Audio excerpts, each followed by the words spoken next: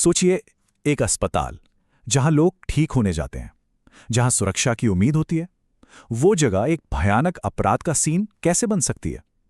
आज हम कोलकाता के आरजी कर अस्पताल में अगस्त 2024 में जो हुआ, उसकी दुखद और उलझी हुई कहानी को समझने की कोशिश करेंगे। तो ये सवाल बहुत बड़ा है और इसका जवाब पता है कहाँ छिपा है? दो अलग अलग कहानियों में, दो ऐसे रास्तों में जो एक दूसरे से बिल्कुल अनजान थे, लेकिन अफसोस वो एक ही भयानक मंजिल की तरफ बढ़ रहे थे। चलिए उन दोनों रास्तों पर एक नजर डालते हैं। तो चलिए बात करते हैं उन दो दुर्भाग्यपूर्ण टाइमलाइंस की। मतलब उस रात, उस ट्रेजेडी से ठीक पहले अपराधी और विक्टिम दोनों की जिंदगी में क्या चल रहा था। इसे समझने के लिए हमें 8 अगस्त की शाम में वापस जाना होगा। एक ही शहर, एक ही वक्त, पर दो बिल्कुल अलग दुनियाएं। अब जरा इस फर्क को देखिए। एक रात, दो रास्ते। एक तरफ संजय रॉय अपने दोस्त के साथ शराब पी रहा है, रेड लाइट एरिया में घूम रहा है और हिंसक अडल्ट कंटेंट देख रहा है। और फिर दूसरी तरफ वो डॉक्टर हैं जो अपनी 36 घंटे की थका देने वाली शिफ्ट पर हैं। फिर भी वो अपने मम्मी पापा से बात कर रही हैं, अपने साथियों के साथ खाना ऑर्डर कर रही हैं और अपने भविष्य के लिए पढ़ रही हैं। मतलब जमीन आसमान का फर्क था दोनों की दुनिया में। ये जो टाइमलाइन है ना, ये बताती है कि कैसे वो दोनों अनजान रास्ते एक दूसरे के करीब आ रहे थे, मिनट दर मिनट। रात 11 बजे संजय रॉय अस्पताल लौटता है। फिर सुबह 1 बजे विक्टिम अपने माता पिता से बात करती हैं। 2:30 बजे रॉय नशे में धुत अकेला अस्पताल की तरफ वापस बढ़ता है। 3 बजे विक्टिम को सेमिनार हॉल में सोते हुए देखा जाता है। और फिर 3:50 पर सीसीटीवी में रॉय मेन गेट से अंदर आता है और ठीक 4:03 पर वो तीसरी मंजिल के उसी सेमिनार हॉल में घुस जाता है। हर गुजरता मिनट उन्हें एक भयानक अंजाम के करीब ला रहा था। अब बात करते हैं उस सेमिनार हॉल की, उस हमले की, उन 37 मिनटों की जिन्होंने सब कुछ बदल कर रख दिया। सुबह के 4:03 सीसीटीवी फुटेज ये साफ दिखाता है कि वो यूं ही वहां नहीं पहुंचा था। नहीं, वो पहले दूसरे डिपार्टमेंट्स में घूम रहा था, एक शिकार की तलाश में, और फिर वो उस हॉल में घुसा। पोस्टमार्टम रिपोर्ट के हिसाब से मौत का वक्त सुबह 4:15 के बाद का है। इसका मतलब जानते हैं?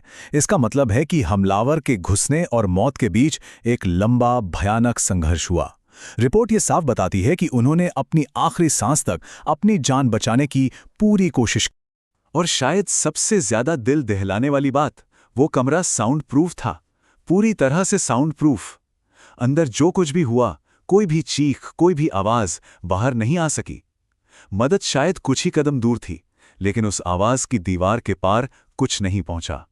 पूरे 37 मिनट, वो 37 मिनट तक उस कमरे के अंदर रहा और सुबह 4:40 पर वो बाहर निकला और सीधे हॉस्पिटल कैंपस में अपने बैरक में जाकर सो गया, जैसे कुछ हुआ ही ना हो। अब आते हैं कहानी के अगले और शायद उतने ही परेशान करने वाले हिस्से पर। समझौता किया गया क्राइम सीन, मतलब बॉडी मिलने के बाद के वो घंटे जहां सब कुछ गड़बड़ हो गया। देखिए, ये कहानी सिर्फ उस अपराध पर खत्म नहीं होती। असल में उसके बाद जो हुआ, उसने सिस्टम पर बहुत गंभीर सवाल खड़े कर दिए। ये जो पूरी टाइमलाइन है ना, ये एक के बाद एक हुई चूकों की कहानी है। सबसे पहले जैसे ही बॉडी मिलती है और एक जूनियर डॉक्टर मदद के लिए चिल्लाता है, तो क्या होता है? सुबह 6 से 7:30 के बीच एक बड़ी भीड़ उस कमरे में घुस जाती है। सोचिए कितने ही अहम सबूत पैरों के नीचे कुचल दिए गए होंगे। फिर हॉस्पिटल के प्रिंसिपल को बुलाया जाता है। वो 1 घंटे बाद आते हैं और आते ही पुलिस को इन्फॉर्म करने के बजाय खुद ही क्राइम सीन देखने लगते हैं। प्रोटोकॉल का सीधा सीधा उल्लंघन। और फिर अपने आने के भी 1 घंटे बाद वो अपने ऑफिस से पुलिस को फोन करते हैं। मतलब गलतियों की एक पूरी चेन। और बात यही नहीं रुकती। इससे भी ज्यादा चौंकाने वाली बात यह थी कि किसी भी जांच से पहले परिवार को क्या बताया गया। कथित तौर पर असिस्टेंट सुपरिटेंडेंट ने फोन पर परिवार से कहा, आपकी बेटी ने कर लिया है। मतलब बिना किसी सबूत के इसे एक सुसाइड का केस बता दिया गया। अब बात करते हैं सच्चाई के लिए उस लड़ाई की, जहां एक परिवार और पूरा समुदाय न्याय के लिए खड़ा हो गया। क्योंकि इस पूरे कंफ्यूजन और केओस के बीच कुछ लोग थे जो सच जानना चाहते थे और उन्होंने इसके लिए एक मजबूत लड़ाई शुरू की। परिवार को सोचिए 3 घंटे तक अपनी ही बेटी के पास जाने नहीं दिया गया, लेकिन जब आखिरकार पिता ने अपनी बेटी को देखा तो उनका पहला रिएक्शन क्या था? उन्होंने साफ कहा, यह आत्महत्या नहीं है, यह हत्या है। एक पिता को देखते ही सच पता चल गया था। और यहां पर विक्टिम के जो साथी डॉक्टर्स थे, उन्होंने एक कमाल की सूझबूझ दिखाई। उन्होंने समझा कि कुछ गड़बड़ हो सकती है, इसलिए उन्होंने तुरंत कुछ मांगे रखी। पहली कि जांच के दौरान एक जुडिशियल मैजिस्ट्रेट मौजूद हो, दूसरी कि पूरी ऑटोप्सी की वीडियोग्राफी हो, और तीसरी कि एक ऑफिशियल एफआईआर दर्ज की जाए। ये मांगे इसलिए जरूरी थीं ताकि किसी भी तरह की लीपापोती ना हो सके और पूरी प्रक्रिया में पारदर्शिता बनी रहे। शुरुआती घंटों में गलत जानकारी की वजह से बहुत सी अफवाहें भी फैलीं। एक अफवाह थी गैंगरेप की, जो 150 mg सीमेन की रिपोर्ट से उड़ी थी, लेकिन बाद में पता चला कि ये गलत था, वो कई चीज़ों का मिक्सचर था। दूसरी अफवाह कि ये एक सुसाइड है, ये भी गलत साबित हुआ। ऑटोप्सी ने साफ कहा कि यह हिंसक संघर्ष के बाद हुई हत्या है।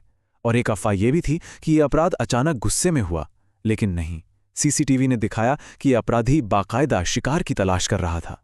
तो देखिए कैसे अफवाहों ने मामले को उलझा दिया जब तक कि सच सामने नहीं आया। और ये बात शायद सबसे ज्यादा हैरान करने वाली है। पोस्टमार्टम हो गया, लेकिन तब तक कोई एफआईआर दर्ज ही नहीं हुई थी। ऑफिशियल पुलिस रिपोर्ट तो बहुत बाद में विक्टिम के पिता ने दर्ज करवाई।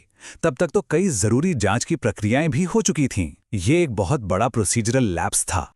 तो आखिर में ये पूरा मामला हमें एक बहुत ही गहरे और असहज करने वाले सवाल के साथ छोड़ जाता है।